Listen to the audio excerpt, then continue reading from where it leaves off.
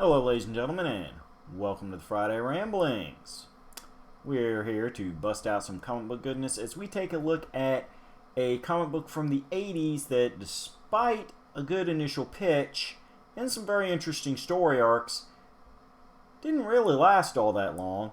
However, the careers of the individual members would go on to some more interest and impact to the greater DC universe.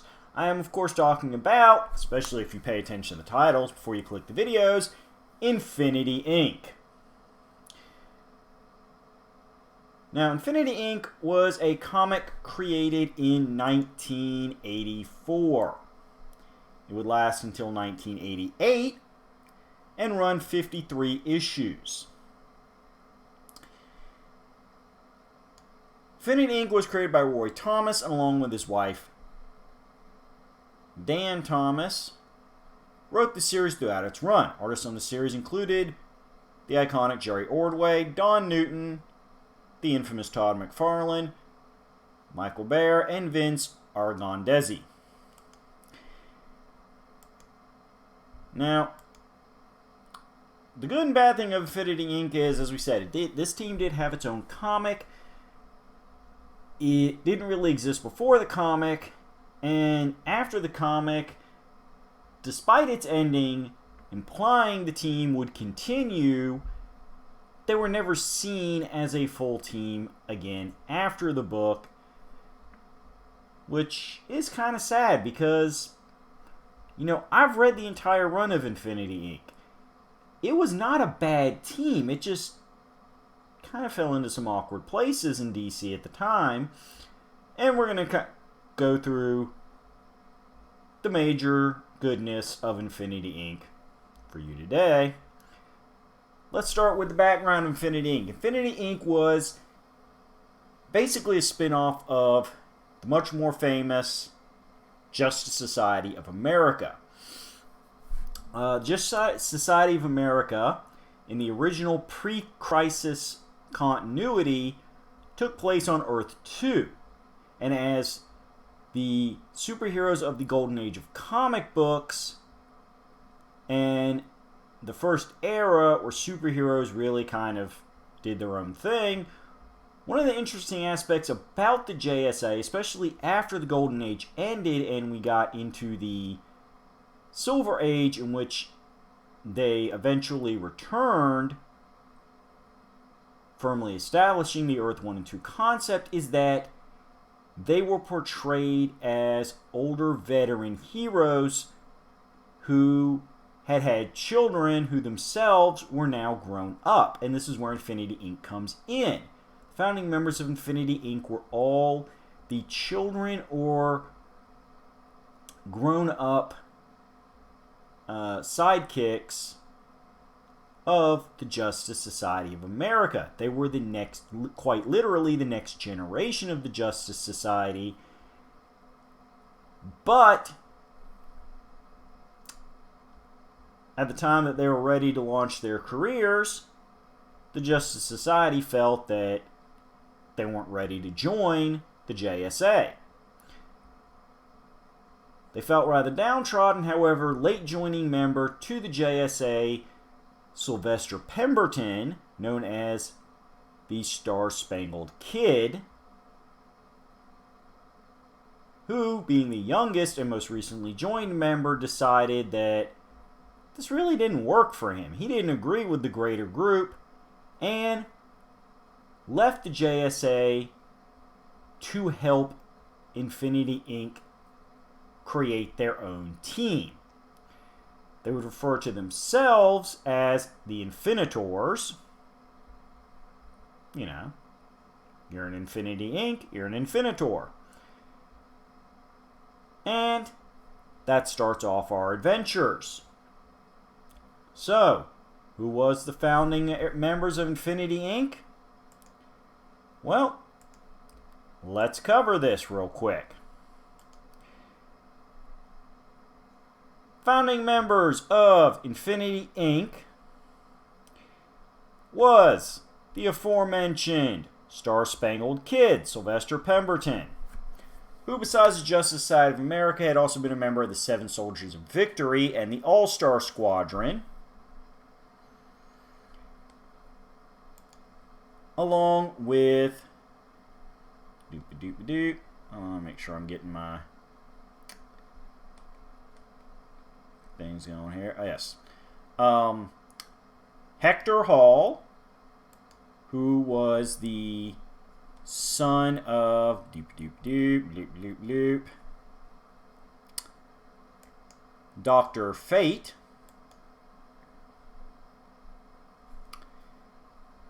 No.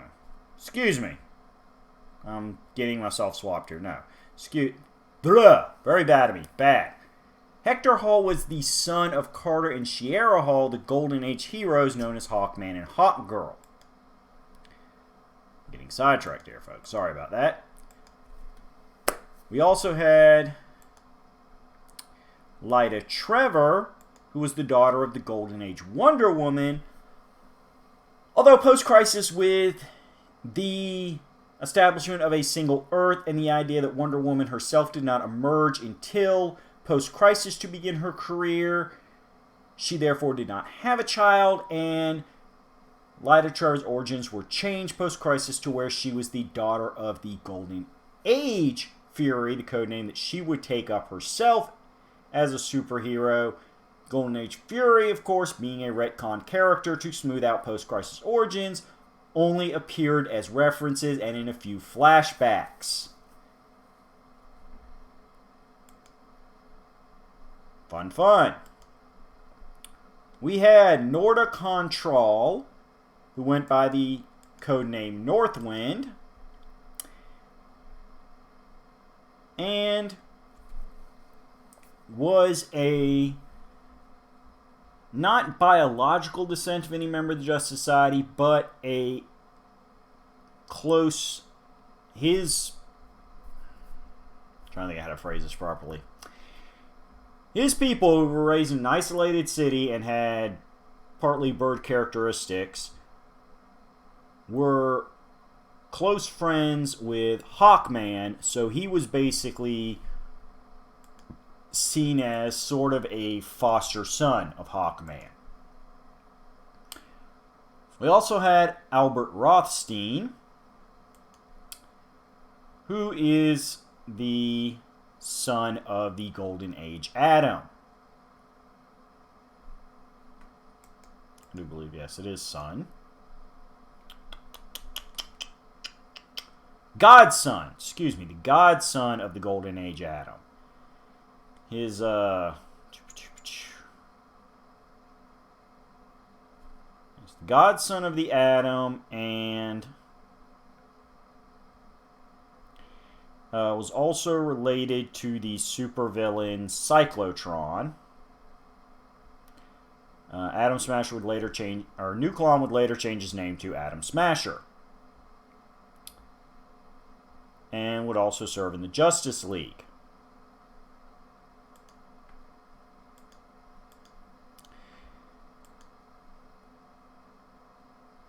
Let's see. We covered that. We covered Sylvester Pemberton.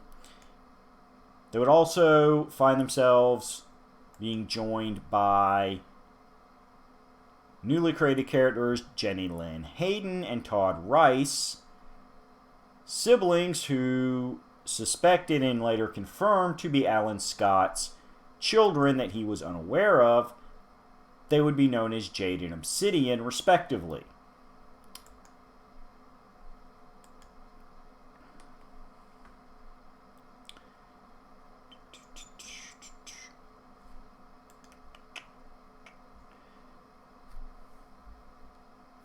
Once they announced that they're... Okay, sorry here, folks. Gotta double check my notes here. I'm trying to keep my timeline chronology straight here so I don't confuse too many people. But once they decided to start up Infinity Inc., they were very quickly also joined by Power Girl, who, of course, pre-crisis was Earth 2 Superman's cousin, making her an alternate reality variant of Supergirl. The Huntress, who on Earth 2 was the daughter of the older Batman and Catwoman, and Brainwave Jr., who was the son of Brainwave,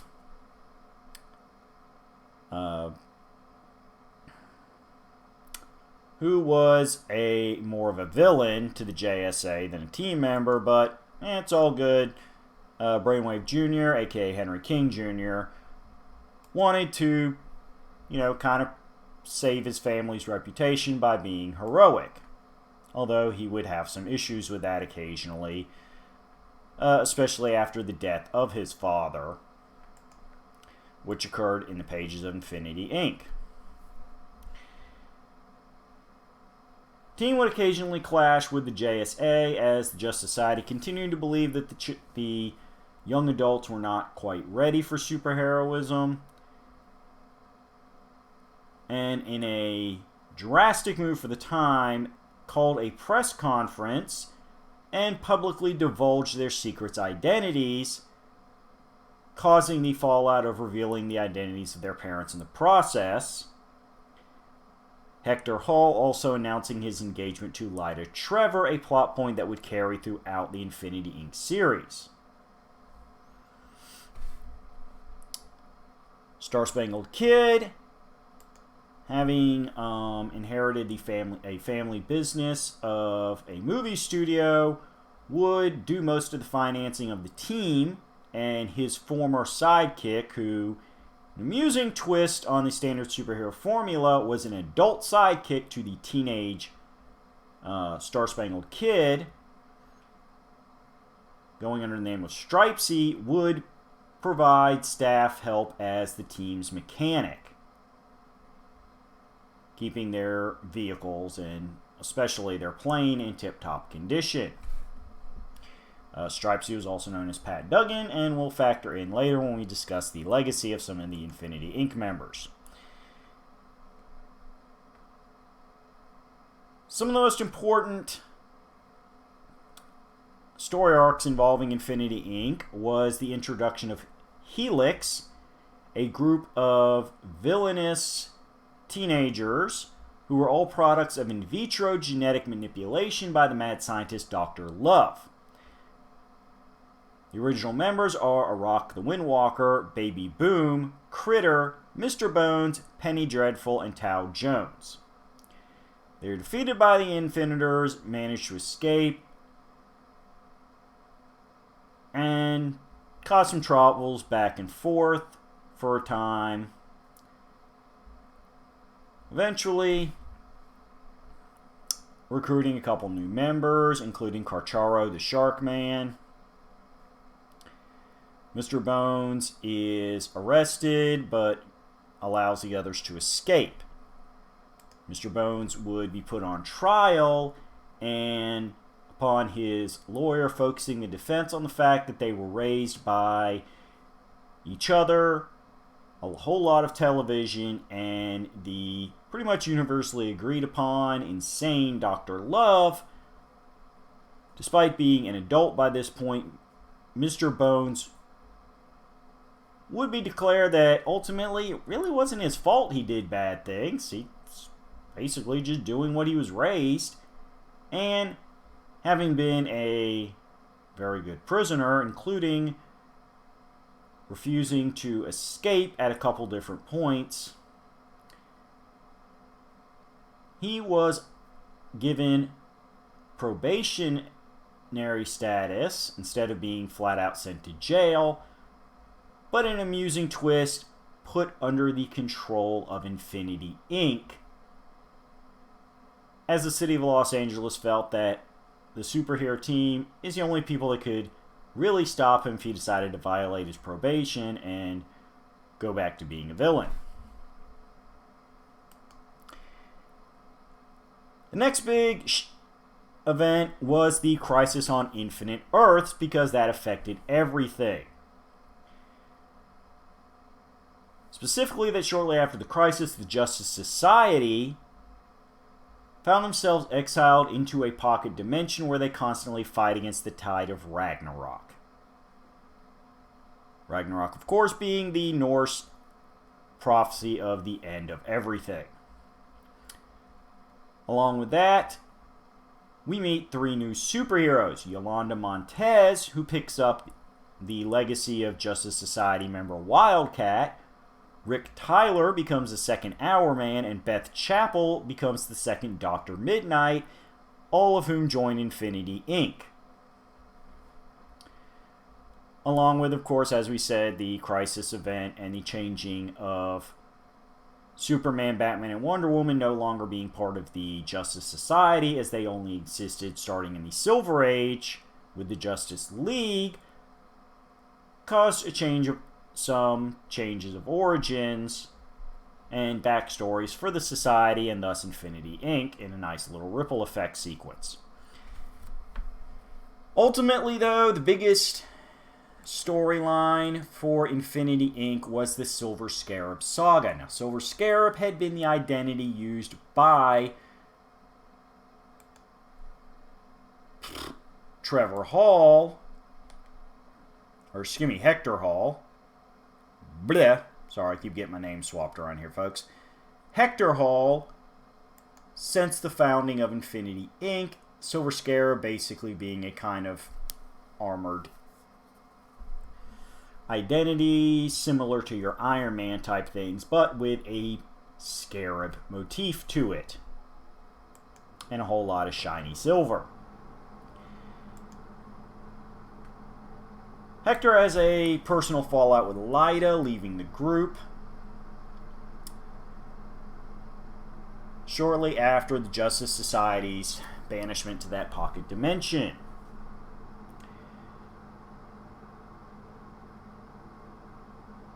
The rising tensions between Northwind and his, for all intents and purposes, brother, Hector Hall, continue to rise, especially when it is revealed that Hector has been manipulated by the ancient Egyptian evil Hathset so that Hector can unwittingly uncover the Eye of Ra and set about Hathset getting the kind of power he needs to do much evil again. Northwind and his tribe being very much people who have spent generations trying to oppose Hathset, leading to a final confrontation at Hall Mansion, where the Silver Scarab and Northwind go at it in a big fight to decide if the Eye of Ra will be used for good or evil. Ultimately, the Eye of Ra denies the Silver Scarab control and flies away, due to the Silver Scarab's heart not being pure, as most of Hector's goodwill and purity resided in his unborn child with the pregnant Fury, aka Lyta Trevor. This means that Silver Scarab has not fully given himself over to evil, and thus cannot be manipulated by the Eye of Ra to commit evil. When it's all said and done, his attempts to use the Eye of Ra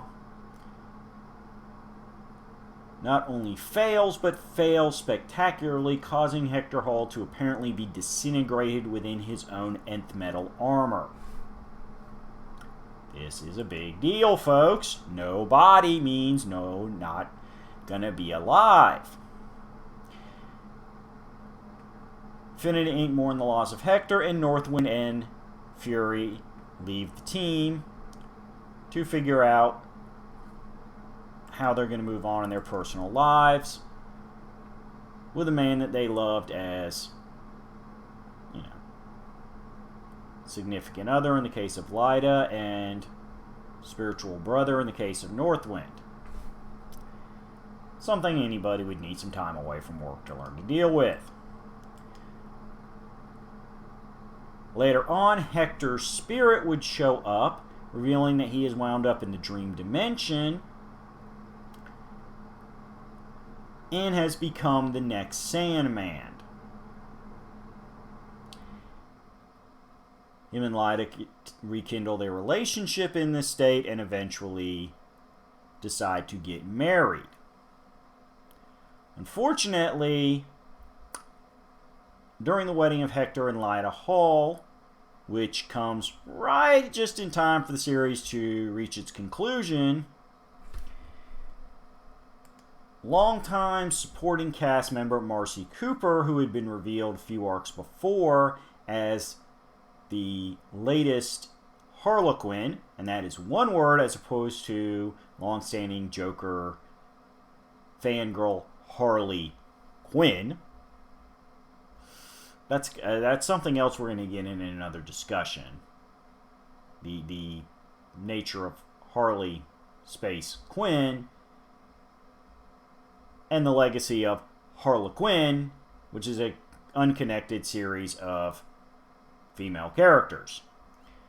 Well, Marcy Cooper, who had originally been revealed as a friend to various Infinitors, embraced her villainous nature and joining the dummies in Justice Unlimited, snuck into the wedding and manipulating both Mr. Bones, whose main power was a cyanide touch, as in the poison that can very quickly cause death, and the mostly villainous Solomon Grundy, who, due to having gained some affections for long-standing Infinitor Jade, had been hanging out with the team and essentially rehabilitated,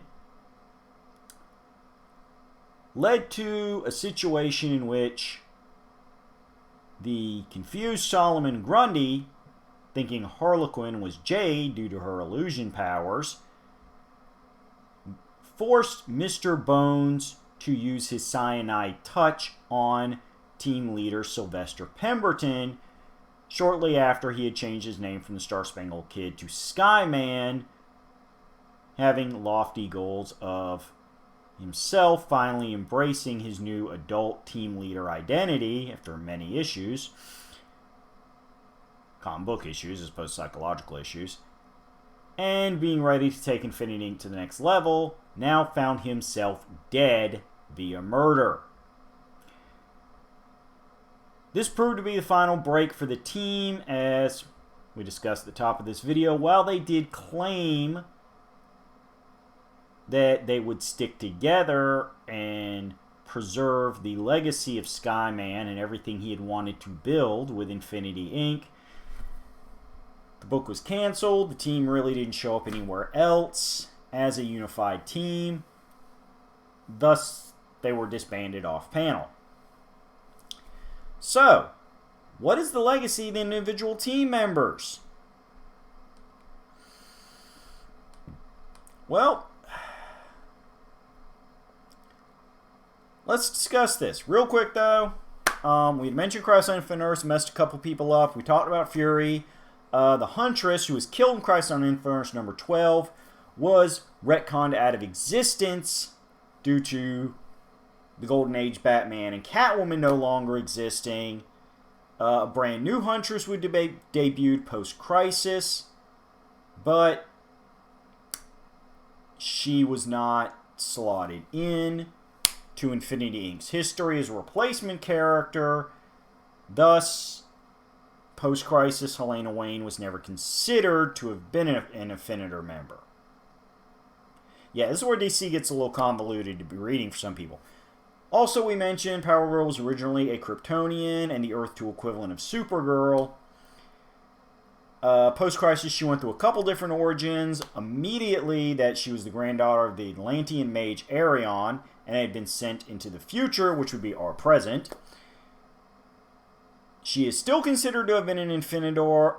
However, her Kryptonian origin shifted away, and she was just kind of there. She also joined the Justice League in a couple different variations of that team's membership.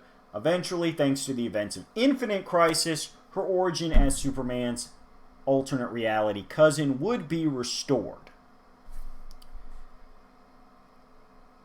So, where do we go from here? Well, let's discuss some of the legacies. While Hector Hall would have a very short stint as Sandman, Lyta's legacy as the wife of a superhero Sandman and somebody who was pregnant at the time that she joined her husband in the Dreaming created a very interesting situation that was picked up in Neil Gaiman's Sandman series about the, well, dream. He's not the god of dreams, he is dreaming, period. Wonderful comic. Makes a lot of sense when you read it in context. It was basically he who is the dream dimension and he who controls the dream dimension. Due to various factors, including the final death of Hector Hall and his inability to continue to leave Dream Dimension, Lyta gave birth to her son Daniel, who, because of his connection to the Dreaming, was taken by Dream for mostly benign purposes, but still something very bad to take from a mother against her will, which caused Lyta to suffer a breakdown and eventually seek revenge on Dream, which would play into the finale of the Sandman series. I'm not going to give you too many specifics because please read it. Hector Hall himself would eventually return, reincarnated in a new body that rapidly grew to adulthood, where he would eventually become one of the later Dr. Fates. The original Dr. Fate having been a member of the Justice Society of America, thus continuing Hector Hall's legacies to the Justice Society, and as Dr. Fate in the present, Hector would serve on the modern Justice Society. As we've mentioned before, Power Girl would, along with Nuklon, aka Atom Smasher, be members of the Justice League of America.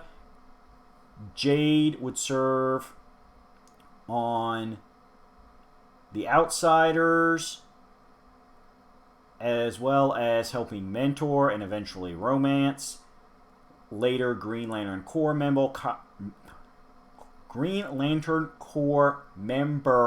Kyle Rayner, who we have a very nice detailed video on deep in our archives that I do encourage you to look up. Green Lantern, the Kyle Rayner era. Jade would eventually die in Infinite Crisis, but would be brought back during the Blackest Night event. Obsidian would have a lot of psychological problems, disappear from heroics for a while, by and large get himself in gear, come out as a homosexual. Very good for him. Wonderful for everybody to become more comfortable with themselves and who they really are.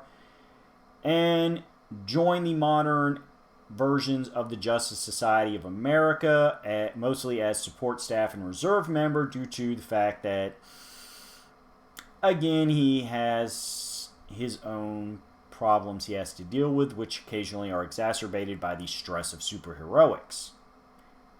Todd Rice is a good person. He's just had a hard life. But more importantly, at least to me personally, we discussed Sylvester Pemberton and his role as leader of Infinity Inc. Now, it is important to note that although Sylvester Pemberton's powers were just kind of generic as a teen sidekick, eventually he would, as a Star-Spangled Kid, inherit the legacy of the Justice Society member Starman, which would serve as the basis for most of his powers during the run of Infinity Inc., wherein he would change the Star Rod for a belt that did much the same purpose. That belt would later be found by Skyman's former sidekick's stepdaughter, Courtney Whitmore, who would take the belt out of storage along with one of Sly's spare costumes from his Star-Spangled Kid era, declaring herself the new Star-Spangled Kid as a way to spite her new stepfather that she did not initially get along with. Eventually, she became a superhero in her own right and joined the modern incarnation of the Justice Society of America as Star-Girl, in which she would not only continue to carry the belt, but when Star would double down on the Starman legacy when a later Starman who had a different Star Rod that, again, still did the same things. It's a thing. We'll definitely discuss the Starman legacy in another video. Decided to retire for personal reasons and handed the rod over to Courtney, thus cementing her legacy as the ultimate Star character. She would serve as a major player in the Justice Society of America's modern incarnation, along with the aforementioned Rick Tyler, who did, during the events of Infinity Inc., temporarily retire from superheroics, but with the Justice Society reforming in the modern era with a mix of original members and young heroes, find himself joining the team and serving as a member in good standing. So, where does that leave Infinity Inc.? Well, it's very simple. At only 53 issues, it is worth reading. It has a couple issues that cross over with the then current volume of The Outsiders. But otherwise, it is mostly a self-contained series. And as such, it can be, once you find yourself some copies, most probably digital will be your route, due to the fact that these are 80s comics and are not necessarily going to have a complete run contained in any random local comic book shop. Unless, of course, your local comic book shop happens to be a very good one with a large inventory. Go ahead and binge it.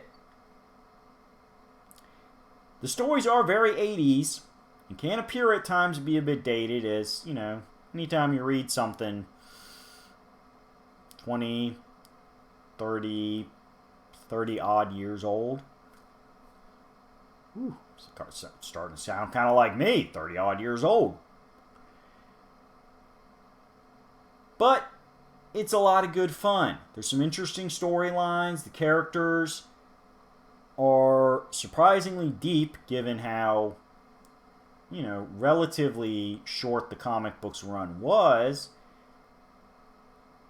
You get some great ties into the Justice Society, which, for people who have never dealt with the comic book incarnation of the Justice Society, consider it a whiff of an appetizer for what the Justice Society of America was all about, and how their legacy expanded well beyond their literal team members into the families of the team members. As we said, Infinity Inc. was essentially the next generation of the Justice Society. They just didn't stick around long enough to officially inherit the torch. But, more importantly, at its core, Infinity Inc. was a story of young people who had the best of intentions, wanting to be heroes for the sake of heroism, not fame, not glory, but wanting to help people, truly. But when it's all said and done, not all of them necessarily had the greatest careers, because, you know, bad things happen sometimes. Still, they had some great adventures as a team. Others went on to great adventures as individual heroes, joining other iconic teams.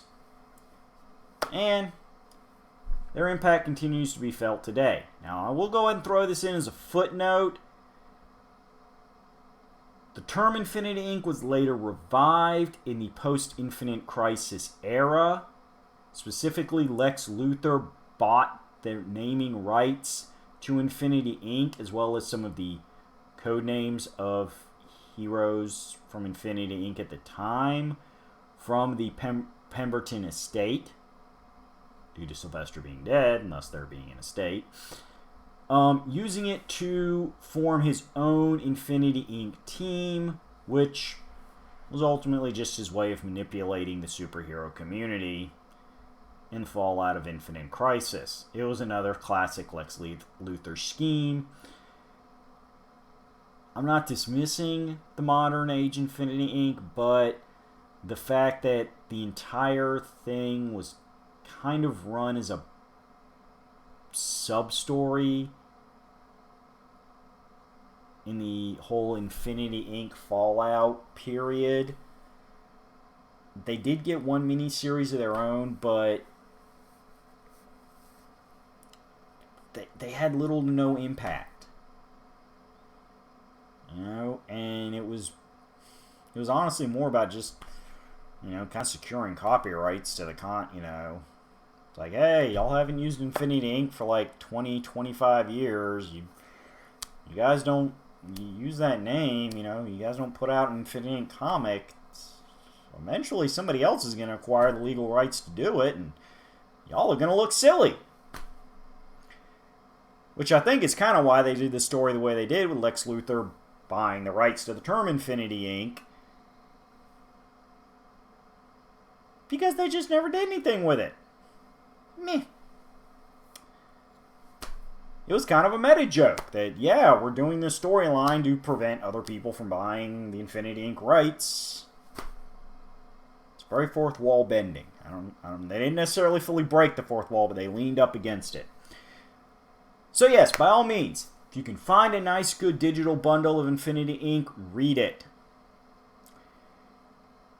Get jazzed about the characters. It's good time 80s comic book fun. It's not super complicated. It doesn't cross over with 1,000 comic events. And it's not going to take you, months of binge reading to get through. Honestly, 53 issues, if you're like me and you can blast through, 8 issues at a day, yeah, you'll get through Infinity Inc. in, a week? Yeah, just about. Just about a week. Maybe pace it a little more if you want to. It's up to you, but yeah.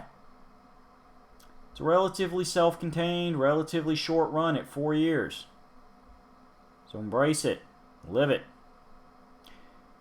Enjoy Roy Thomas, because he was a great writer. And this was some of his best work on a individual character development, emotional beat level. And when it's all said and done, hey, you can always come back here, and if you liked it or hate it, let me know in the comments. Oh, one more real quick for the Infinity Inc. Legacy. I'm going to get rid of this.